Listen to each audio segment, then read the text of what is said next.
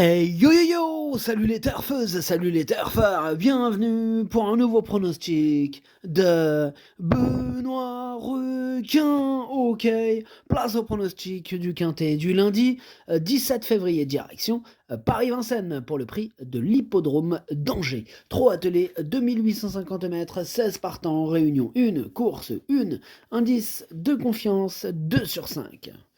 Petit retour sur le quintet de ce dimanche, il y a eu une trouble faite à l'arrivée.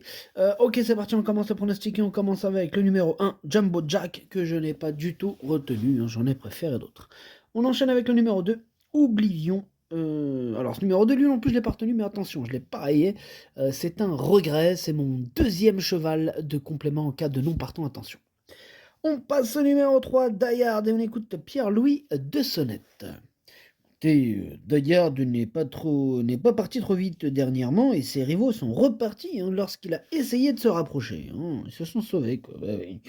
Écoutez, sa course précédente était très bonne dans un lot semblable. Il n'avait été battu que par Jotun du Dôme. Bah là, il a depuis eu la gorge sale et a sauté une semaine de boulot, mais tout est rentré dans l'ordre. Il court bien frais et a encore une belle carte à jouer. Ok, merci Pierre-Louis de Sonnette. Bah, ce numéro 3, moi, il me plaît bien. Donc faites attention à lui. Moi, je l'ai mis sixième. On passe au numéro 4, Oscar Van Albeek. Et on écoute Suzanne Lavigne. Oscar Van Albeek a très bien couru dernièrement. Bon, il aurait pu s'imposer s'il avait trouvé la place nécessaire. Il est resté en bonne forme et travaille bien le matin. C'est un cheval de train qui a beaucoup de tenue, donc la distance sera un atout pour lui. Il devrait à nouveau terminer dans les 3 premiers. Mais elle est super chaude, Suzanne. En tout cas, moi, ce numéro 4, il me plaît beaucoup. Je pense qu'il peut faire très mal. Je l'ai mis carrément quatrième.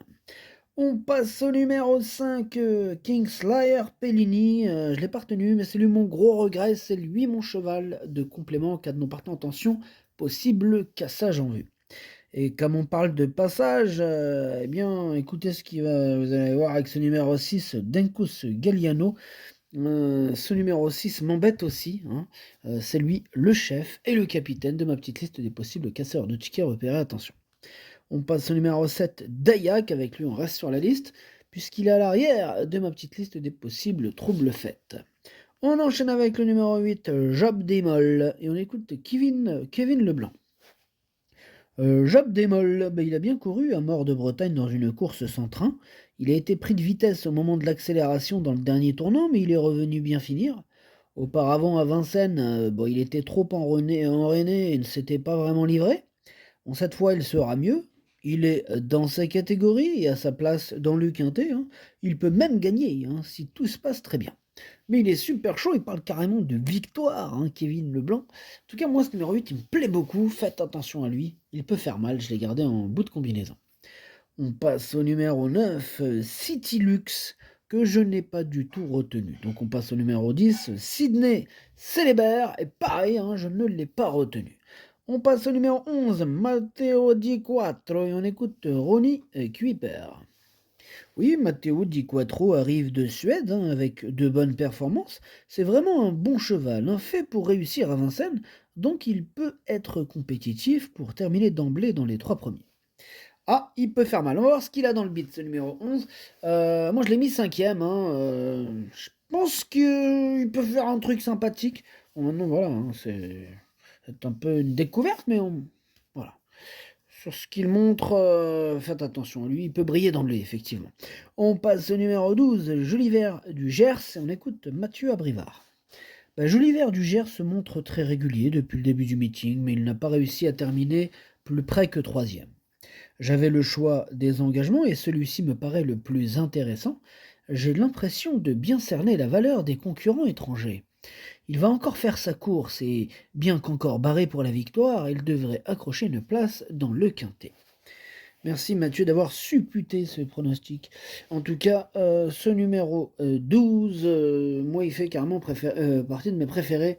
Je pense qu'il peut faire très très mal. Je l'ai mis troisième. On passe au numéro 13, Jazz de Pervenche, et on écoute Laurent-Claude Abrivard.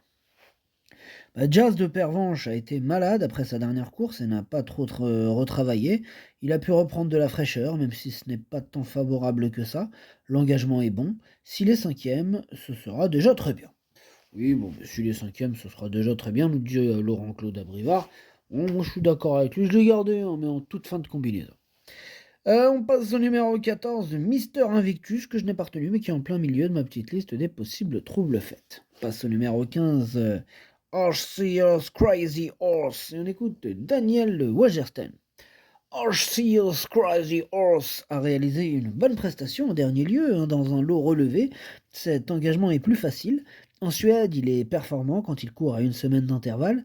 J'espère que cela sera pareil cette fois-ci à Vincennes.